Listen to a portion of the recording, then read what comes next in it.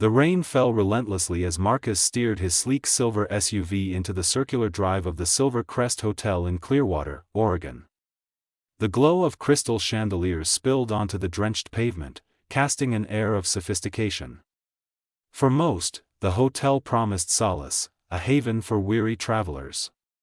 But tonight, Marcus wasn't welcomed with such warmth. He stepped from his vehicle, adjusting the collar of his tailored charcoal suit.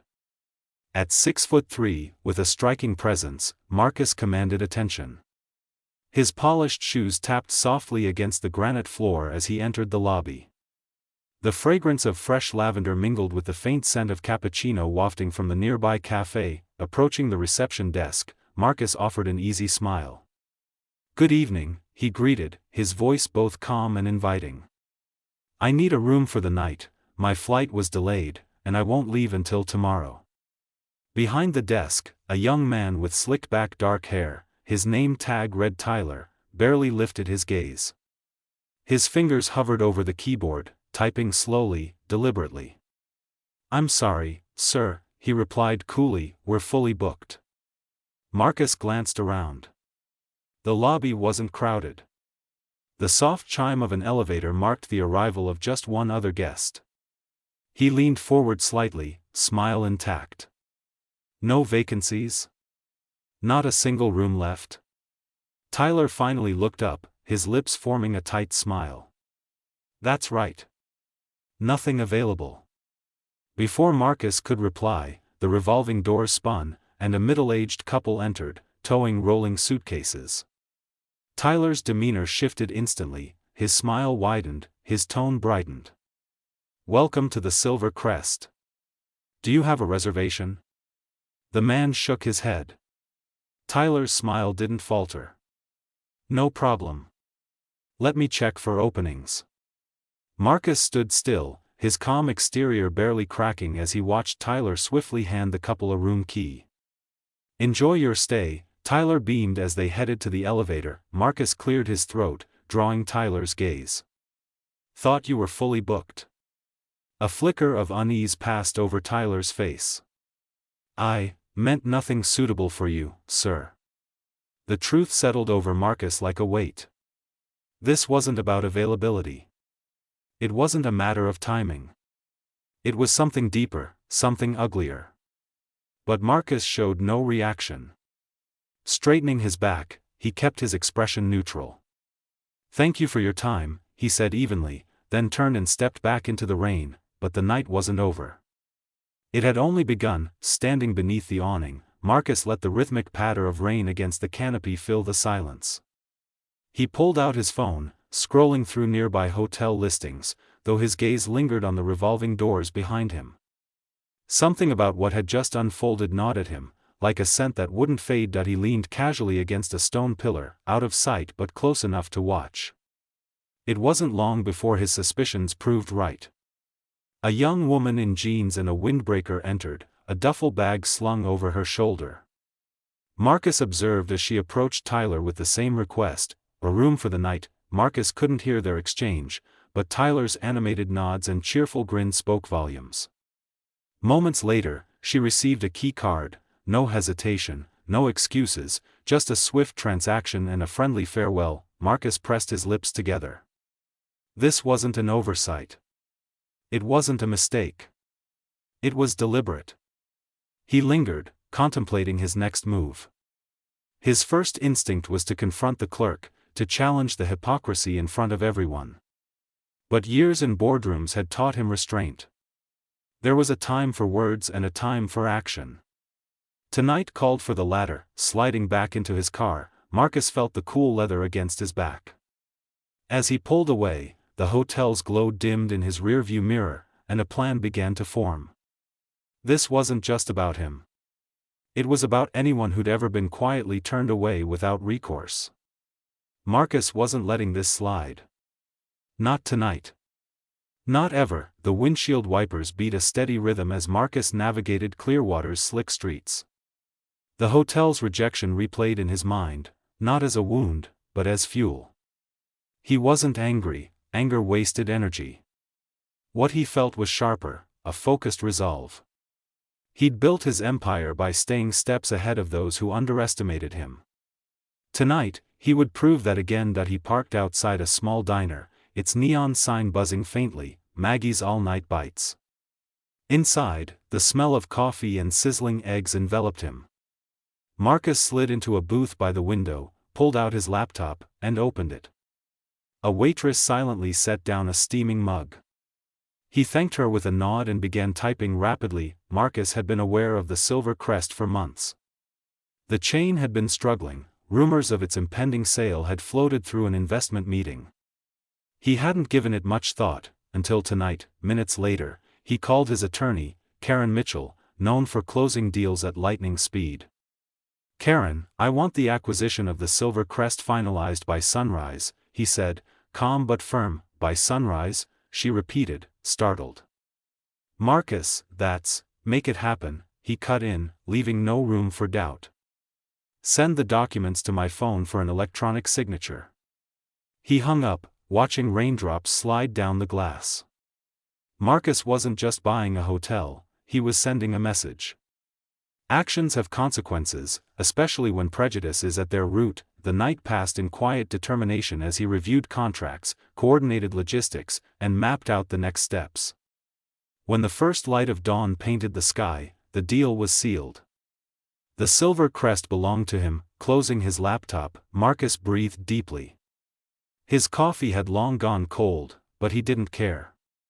The real work was about to begin. As sunlight glinted off the hotel's sleek glass facade, Marcus stepped from his car, a quiet confidence radiating from him.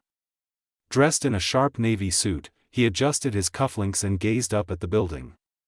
It stood polished and pristine, a facade of exclusivity hiding deeper flaws. Today, those flaws would be brought into the light. The hotel bustled with morning activity as staff prepared to welcome another day's stream of upscale guests. Behind the front desk, Tyler stood in his usual spot, his professional facade firmly in place. He didn't notice Marcus enter, at least not immediately. Marcus moved through the lobby deliberately, taking in the surroundings with a sharpened perspective. He noticed subtle exchanges among the staff, quick glances, quiet whispers. There was a tension in the air, a quiet curiosity stirred by his presence. When Marcus reached the desk, Tyler's well-rehearsed smile appeared. "Good morning, sir. How can I assist you today?" Marcus didn't answer right away. Instead, he set a sleek black folder on the counter. He opened it carefully, revealing a neatly arranged stack of legal documents stamped and signed. Tyler's smile faltered, a flicker of confusion crossing his face. "I'm here to introduce myself," Marcus began evenly. "My name is Marcus Thornton, and as of 6 o'clock this morning, I own the Silver Crest Hotel." A hush fell over the room. Staff paused mid-step, turning their attention to the unfolding scene. Tyler's face drained of color, his composure slipping. I don't understand," Tyler stammered, his usual slickness gone. "Let me make it clear," Marcus continued, locking eyes with him. "This hotel now belongs to me. And last night, I had the chance to see firsthand how some employees choose to treat guests. Frankly, I wasn't impressed." Tyler's mouth opened, but Marcus raised a hand to halt any defense. "No need to explain. Your actions spoke loudly." Marcus turned, addressing the staff who had gathered around. "I believe in leading with fairness, respect, and inclusivity. Unfortunately, this hotel hasn't lived up to those principles. But starting today, that's going to change." The tension in the room deepened, but Marcus pressed on. "Every one of you has the opportunity to grow as part of this transition, except those unwilling to treat all guests with dignity. I won't tolerate discrimination of any kind." Tyler's face flushed. He muttered under his breath, but Marcus didn't give him space to speak. "Your behavior last night has no place here. You're dismissed, effective immediately." The words hung in the air, final and undeniable. Tyler's jaw dropped, but Marcus held firm. The staff exchanged glances, some nodded quietly, others remained still.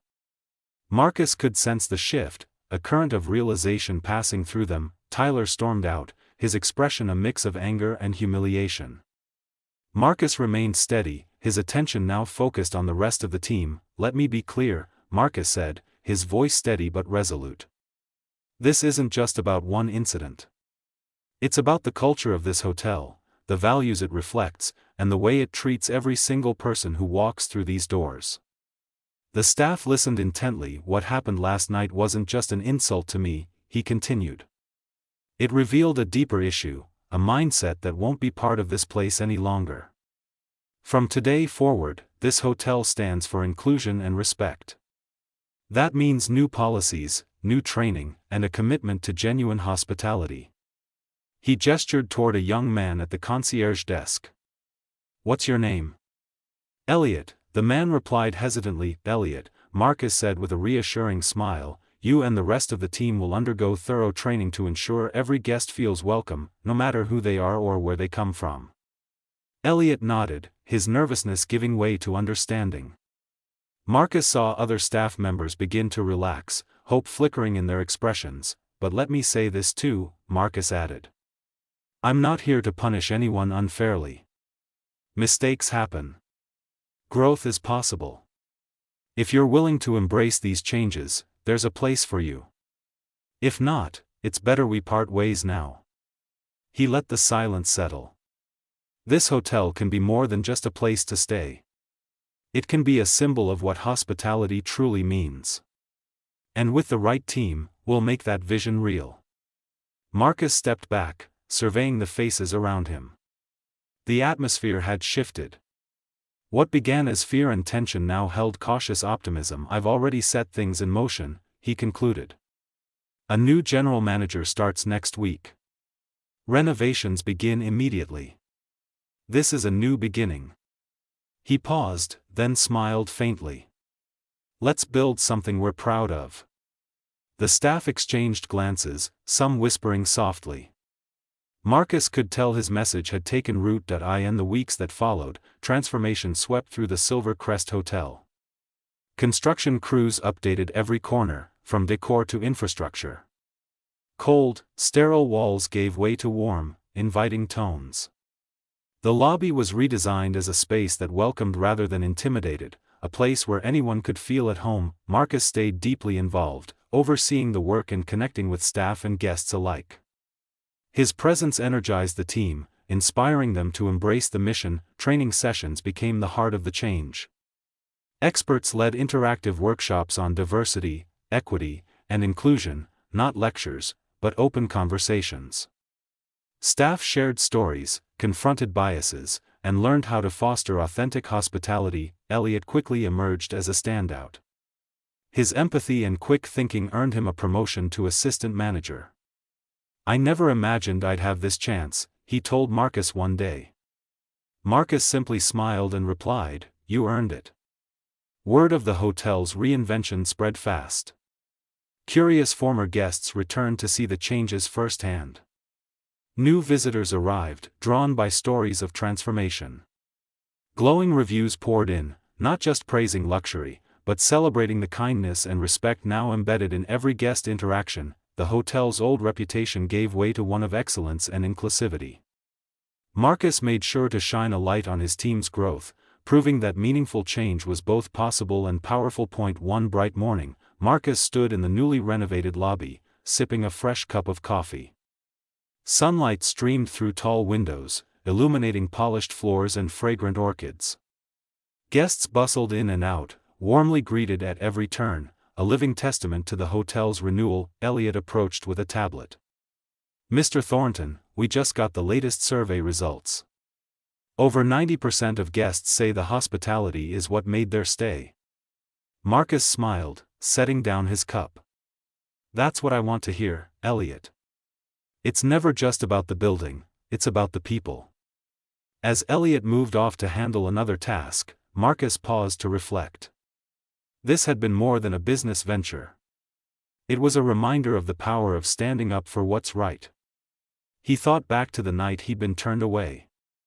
That moment had sparked a change, not just for the hotel, but for everyone involved, himself included. Meanwhile, Tyler faced his own reckoning. News of his firing spread quickly, and doors in the industry closed. He eventually found work in a humbler role, where daily struggles forced him to confront his prejudices for the first time. Back at the Silver Crest, Marcus noticed a family arriving, a couple with 2 young children. The father, bearing a striking resemblance to Marcus, paused to shake his hand. "I read about what you did here," he said.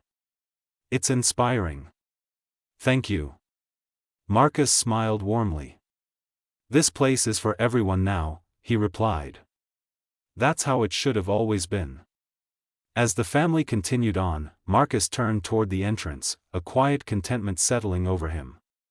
He had built many things: companies, fortunes, legacies. But this was different. This was personal. In the end, the Silver Crest wasn't just a hotel. It was a symbol, a testament to how change starts with one act of courage, and a belief that every person deserves dignity.